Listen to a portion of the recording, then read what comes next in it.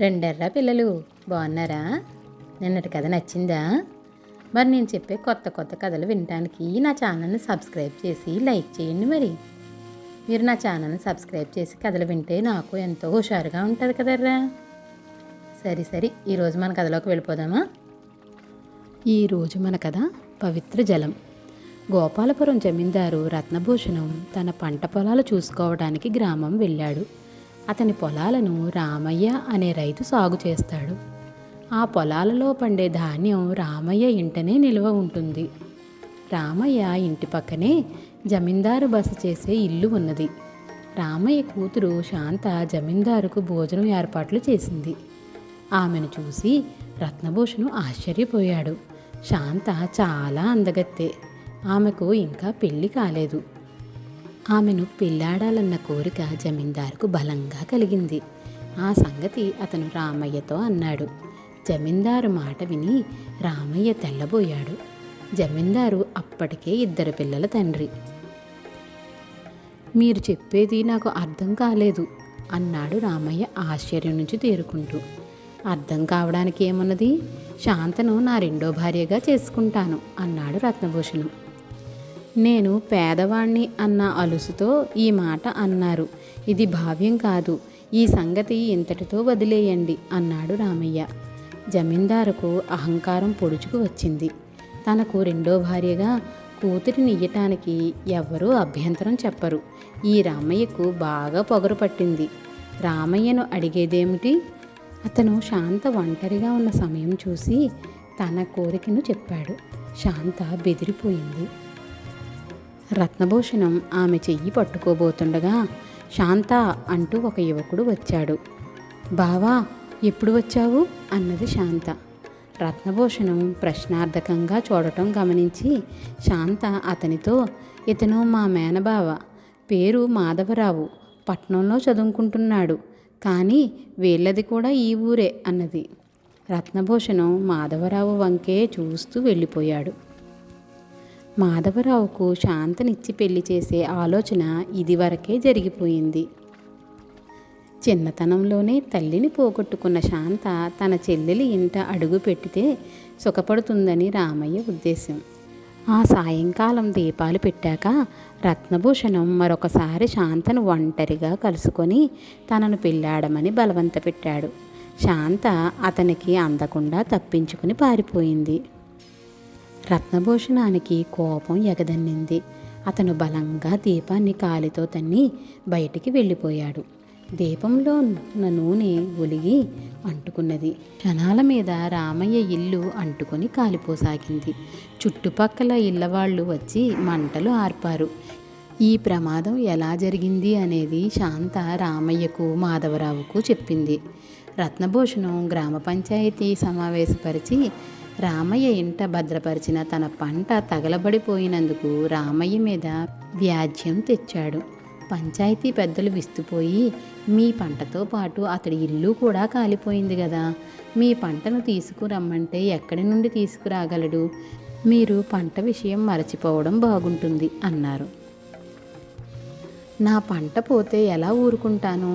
నా పంట నాకు అప్పగించవలసిన బాధ్యత అతని మీద ఉన్నది కదా అన్నాడు రత్నభూషణం. గ్రామ పెద్దలు చేసేది లేక రామయ్యను పిలిపించారు.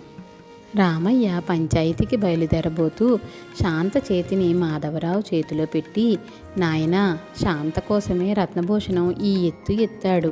నేను ఏమైనా పర్వాలేదు, శాంతను జాగ్రత్తగా చూసుకో అన్నాడు. మావయ్య, నువ్వు పంచాయతీకి పదా, మేం కూడా వెనకగా వస్తాం అన్నాడు మాధవరావు. వద్దు నాయనా, ఏ కర్రన నిప్పు ఉంటే ఆ కర్రే కాలుతుంది అని రామయ్య వెళ్ళిపోయాడు. రామయ్య వెళుతూ అన్న మాటతో మాధవరావుకు ఒక ఆలోచన కలిగింది. అతను పట్నంలో చదువుతున్నది రసాయన శాస్త్రం. ఒక రసాయన ప్రయోగంతో రామయ్యను జమీందారు బారి నుండి కాపాడవచ్చునని అతనికి తోచింది. వెంటనే అతను తాను చేయదలుచుకున్న ప్రయోగానికి అవసరమైన పరికరాలు సిద్ధం చేసుకుని శాంతను వెంట పెట్టుకుని పంచాయతీ జరిగే చోటుకి వెళ్ళాడు. వాళ్ళు అక్కడికి చేరేసరికి రత్నభూషణం తనకు శాంతనిచ్చి పెళ్లి చేస్తే రామయ్య మీద వ్యాజ్యం ఉపసంహరించుతానని రాజీ బేరం చేస్తున్నాడు. మాధవరావు పంచాయతీ సభ్యులకు నమస్కరించి, ఒక్కసారి శాంత చెప్పేది కూడా వినండి అన్నాడు. శాంత జరిగిందంతా వివరించి చెప్పింది. కానీ రత్నభూషణం అదంతా అబద్ధం అనేశాడు. పంటను ఎక్కడో దాచి కాలిపోయినట్టు నాటకం ఆడుతున్నందులకు రామయ్య గాని శాంత గాని ఇల్లు అంటించి ఉండవచ్చు అని కూడా రత్నభూషణం ఆరోపించాడు. మాధవరావు పెద్దలతో, నిజం ఇలా తేలదు. నేరం చేసినది రామయ్య, శాంత, జమీందారులలో ఎవరో తేల్చే భారం దేవుడి మీదే వేద్దాం. వారి ముగ్గురు పేర్లు 3 కాగితాల మీద రాసి దాని మీద దేవుడి అభిషేక జలం చల్లితే నేరం జరిగినది ఎవరైనది బయటపడవచ్చు అన్నాడు. అతను చెప్పిన పద్ధతిలో నేరం నిరూపణ అవుతుందని ఎవరికీ నమ్మకం లేదు. అయినా అలా చేసి చూడటానికి ఎవ్వరికీ అభ్యంతరం లేకపోయింది. అలా నేరం రుజువు కాదన్న దృఢ నమ్మకంతో జమీందారు మాధవరావును మరింత గట్టిగా బలపరిచాడు. మాధవరావు వెళ్ళి ఆలయంలో నుంచి అభిషేక జలం తెచ్చాడు. తరువాత అతను 3 కాగితం ముక్కలు తీసి వాటి మీద ముగ్గురి పేర్లు రాశాడు. గ్రామ పెద్ద ఉద్ధరినితో అభిషేక జలాన్ని 3 కాగితాల మీద కొద్ది కొద్దిగా రాల్చాడు. అద్భుతంగా రత్నభూషణం పేరు ఉన్న కాగితం ఒక్కటే భగ్గున మండింది. అందరూ హాహాకారాలు చేశారు. రత్నభూషణం హడలిపోయి తన తప్పు ఒప్పుకున్నాడు. పంచాయతీదారులు అతని చేత రామయ్యకు నష్టపరిహారం ఇప్పించారు. రామయ్య ఆ డబ్బుతో శాంతను మాధవరావుకి ఇచ్చి పెళ్లి చేశాడు. తరువాత శాంత తన మొగుణ్ణి, జమీందారు పేరున్న కాగితం మండటానికి ఏం చేశావు అని అడిగింది. పంచదార, సూర్యకారం కలిపి పూసిన కాగితం మీద జమీందారు పేరు రాశాను. అభిషేక జలంలో గంధకీ ఆమ్లాన్ని కలిపాను. ఆ ఆమ్లం ఆ కాగితానికి తగలగానే మండింది. మిగిలిన 2 కాగితాలు మామూలు కాగితాలు, అందుచేత అవి మండలేదు అన్నాడు మాధవరావు.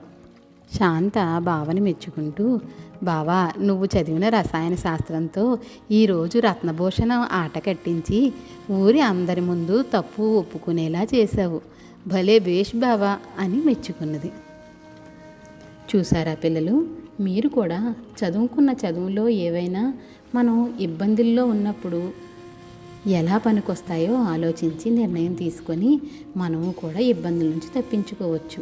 మనం చదువుకునేటప్పుడు నేర్చుకున్న చిన్న చిన్న ప్రయోగాలే ఒక్కొక్కసారి మనల్ని పెద్ద ఆపదల నుండి కాపాడుతాయి. సరేనా పిల్లలు? కథ నచ్చిందా? అయితే లైక్ చేసి షేర్ చేయండి, మరి అలాగే సబ్స్క్రైబ్ కూడా చేయండిరా. పిల్లలు, నా కథలు ఎలా ఉన్నాయో మీరు కామెంట్ల రూపంలో కూడా పెట్టండి. అలాగే మీరు ఎలాంటి కథలు వినాలనుకుంటున్నారో కూడా నాకు కామెంట్లలో పెట్టండి. సరేనా?